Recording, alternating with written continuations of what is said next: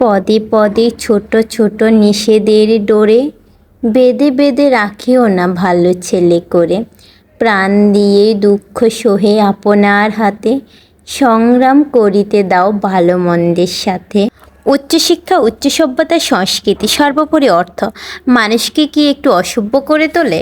কি জানি, মনে হয় করে। ব্যবহারে একটা শীতলতা কাজ করে। নমস্কার, কেমন আছেন সবাই? আশা করি সবাই খুব ভালো আছেন, আমিও ভালো আছি। তিলোত্তমা ব্লগে আপনাদের স্বাগতম। পুরো ব্লগটি জুড়ে থাকুন।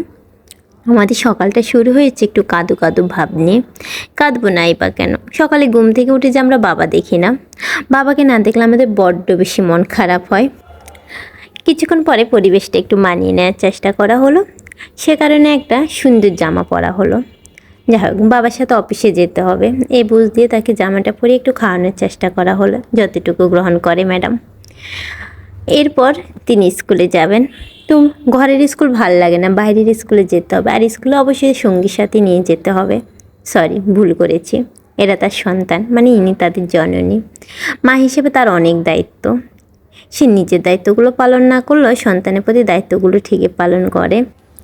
একজন মা তার সন্তানকে যেভাবে গড়ে তুলবে, সন্তান ঠিক সেরকম হবে। ওরা তো কাঁচা মাটি, ওদেরকে আপনি যেভাবে সুন্দর করে গড়ে তুলতে পারেন, ওরা পৃথিবীর সব থেকে সুন্দর হবে। আর যদি আপনার মতন করে গড়ে তুলতে চান, তাহলে তো বলা যায় না, লাকের উপর ডিপেন্ড করে। আচ্ছা, একটা কথা বলি। আমি খুলনা থাকতে একটা শপিং মলে গেলাম। সেখানে একটা ছোট্ট বাচ্চা, সে আমাকে দৌড়ে এসে বলল, আন্টি আন্টি। সাথে সাথে তার মা তাকে রিপ্লাই দিল, ইনি তো তোমার আন্টি না, ওনাকে তো আমরা চিনি না। আমি ওনার মুখের দিকে কিছুক্ষণ তাকিয়ে থেকে ছেলেটাকে বললাম, বাবা তুমি কেমন আছো? আর কিছু বলার সুযোগ দিলাম না, ওখান থেকে চলে আসলাম। এরপর আমি ভাবলাম, মা যদি এরকম বুদ্ধি প্রতিবন্ধী হয়, সন্তান কী হবে? আপনার সন্তানকে একটু সোশ্যাল হতে শিখুন। এরপরে সে তো কারোর সাথে মিশতে পারবে না, তাকে পরে মানসিক ডাক্তারের কাছে নিয়ে যেতে হবে। বলবেন আমার সন্তানের এই সমস্যা ওই সমস্যা। ভাই, এই সমস্যার জন্য তো আপনি নিজেই দায়ী।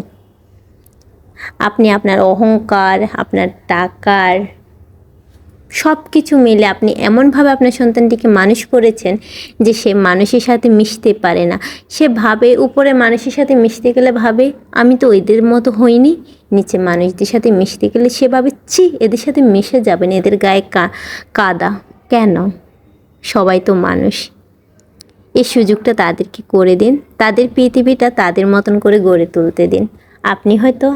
আমি তাদেরকে একটু বলে দিতে পারি, এই পথে গেলে তোমার পথটা সুন্দর হবে, ওই দিকে গেলে একটু কষ্ট পাবে, বা বলে দিতে পারি কি হতে পারে ভবিষ্যৎটা।